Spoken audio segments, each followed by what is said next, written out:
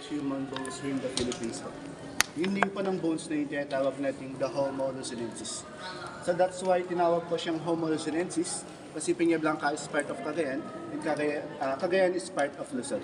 Kaya po tinatawag na Homo luzonensis. Yung Homo luzonensis din natin is mas matanda po siya kaysa sa Tabon Palawan. Naalala niyo po yung Tabon Palawan dati? Diba, siya pa yung pinakamatandang buto ng tao sa buong Pilipinas. At yung taon ng Tabon Palawan dati sa 47,000 years of age. But this one, simula pa nung na-discover nila ito way back 2007 to 2017, nalaman po nila yung taon ng Homo luzonensis na ito is maabot po siya ng 134,000 years of age. Yun po siya. Pero yung mga nahukay lang ng mga bones, mga part of the body ng mga Homo luzonensis natin. We have leg bone, the molar, then the papa ng tao. So yung tao na to, nung nabubuhay po siya, yung laki niya or yung tangkad niya is about 3 to 4 feet po. Mga maliliit po, mga dwarf po sila. So nagtataka kayo mga sir kung bakit hindi siya skeletal body ng tao na nahukay din sa loob ng cave. Kasi yung Pilipinas dati or yung Luzon was submerged through acid water.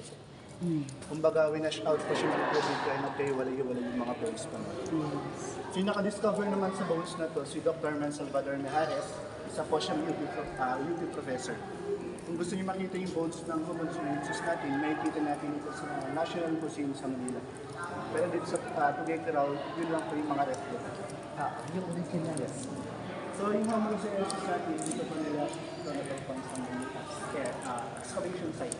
Yan po yung first excavation site way back 2007 to 2017. Pero yan dito sa Mount Manansi, meron po sa number 7. So continue po yung excavation site na meron po din sa side, then sa likod niyo din the other side po. Pero yung mga nahukay dito sa ibang excavation site, mga bones po ito ng cloud rat.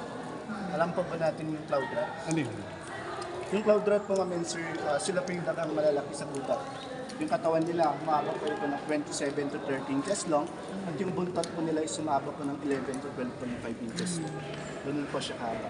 Pero sad to say, yung cloud rat natin is extinct na po siya. Endangered species na po siya. Yes. So, kaya din po siya tinatawag na Canlaw Cave kasi na-derive po yung pangalan niya sa bird, the Rufous hornbill. Pag andito po tayo sa taon ng Peña Blanca natin, we have 3 pronunciation po kasi. First, we have Calao, second is Calao, third is Calao. First, yung Calao po kasi is peaceful and quiet village po siya. And ang Calao is a kind of bird, the Rufous hornbill. But the correct pronunciation, it's Calao.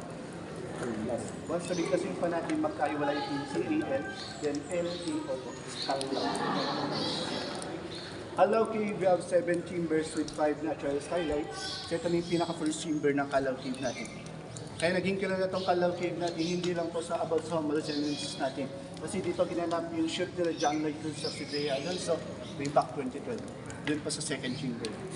So mamaya, pagdating natin doon, makakaroon tayo ng group picture, yung maging background yun, yung highlights po ng cave na. Yung second chamber, then the chapel. So proceed po tayo doon. Ingat.